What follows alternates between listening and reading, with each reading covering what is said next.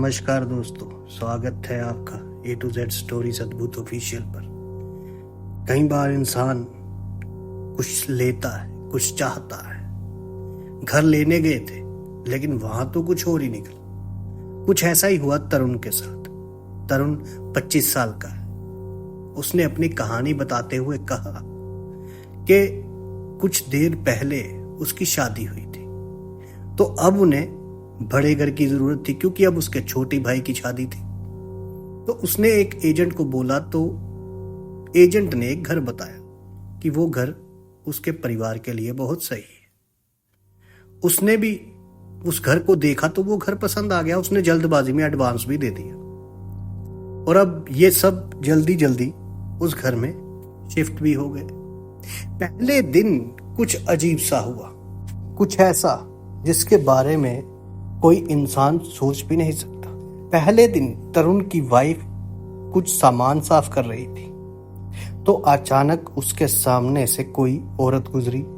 उसने सोचा अम्मी है, लेकिन थोड़ी देर बाद ही अम्मी का फोन आया तो उसने सोचा कि अम्मी तो मेरे सामने अभी छत पर गई है, तो फोन किस लिए किया होगा। तो उसने फोन नहीं उठाया, लेकिन वो छत पर चली गई ताकि देखे तो सही आखिर क्या हुआ।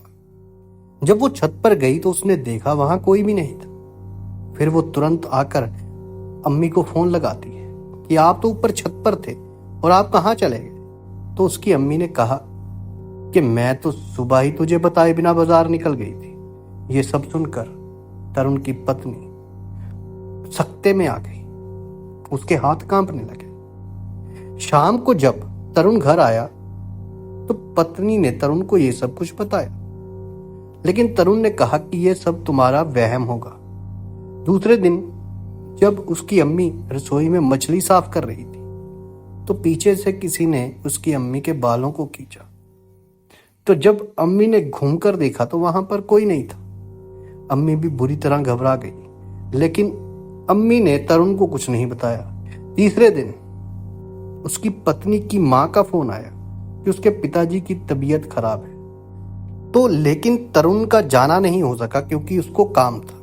तो उसने अपनी पत्नी को स्टेशन छोड़ के आ गया। रात को जब अपने बेडरूम में वो सो रहा था तो उसे नींद नहीं आ रही थी। जब वो उठने लगा तो वे उठ नहीं पाया, जैसे किसी रूहानी ताकत ने उसे रोक रखा।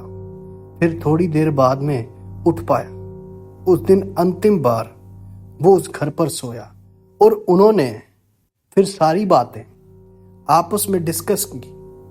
उसकी अम्मी ने बताया मेरे साथ ये हुआ, उसकी बीवी ने बताया मेरे साथ ये हुआ, तो अब तरुण ने भी बताया कि मेरे साथ ये हुआ, कि यहाँ कुछ तो है जिसकी वजह से हम लोग परेशान हैं।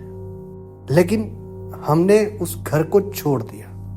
तरुण ने उस घर को छोड़ दिया और उसके बाद उन्होंने एक नया घर तलाशना शुरू किया तो उन्हें नया घर मिला। कई बार कुछ पुराने घरों में ऐसा होता है कि जहाँ पे ये लोग बुरी बलाएं डेरा कर लेती हैं, लेकिन अगर यदि वहाँ पे पाठ किया जाता, पूजा की जाती, भगवान का नाम लिया जाता, तो शायद उन्हें छोड़ने पर मजबूर भी किया जा सकता था। आपका क्या कहना है? जल्दी मिलते हैं एक नई वीडियो के साथ। तब तक के लिए सबका धन्यवाद। साधु संत फकीर गुरु रहबरों की सदा ही जय जयकार।